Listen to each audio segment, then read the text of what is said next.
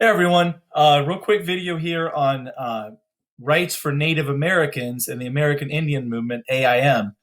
We've talked about civil rights in a lot of areas. We've talked about civil rights for African Americans. Um, we talked about women's rights. We've talked about Cesar Chavez and Latino rights. Now we're going to talk about Native American rights. So earlier this year, we talked about Native Americans and the movement west, and we kind of ended talking about Wounded Knee. And a lot of times that's where the discussion stops. And I want to make sure you have some knowledge of the struggle for civil rights when it comes to Native Americans. So that's the goal today. So I'm going to do this relatively quickly, but when we're talking about the 1960s and 70s, things for Native Americans were not great. There were very high unemployment rates. You can see here 10 times the national average. Average income's less. There are issues with alcoholism and medical issues. Life expectancy was 7 years below the national average for Native Americans. So it wasn't great. In the 1950s, the government's going to end the status of Indians as wards of the government and grant them the rights and prerogatives pertaining to American citizenship, which is great. But at the same time, they're also going to stop federal services.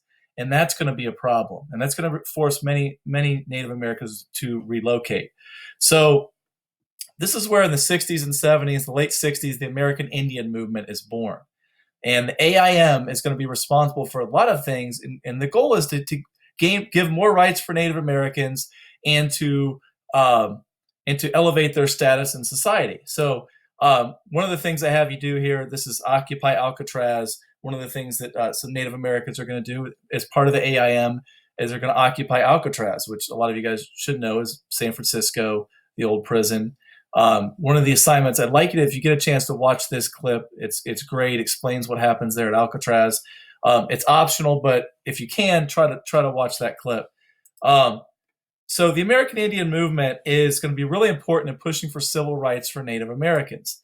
And some of the things that they're going to get accomplished, they're going to get the Indian Education Act, Self-Determination Education Assistance Act. They're going to get some of the land returned to them. They're going to get recognition in a lot of different ways. Another one of your assignments is a reading assignment in the textbook. Make sure you take a look at that. And there's going to be a lot of information about specific accomplishments, something else I want you to look at. But the American Indian movement is the AIM is the group that pushes for Native American rights in this country. And they are going to have a lot of success. One of the issues they push for today and in recent years comes with mascots.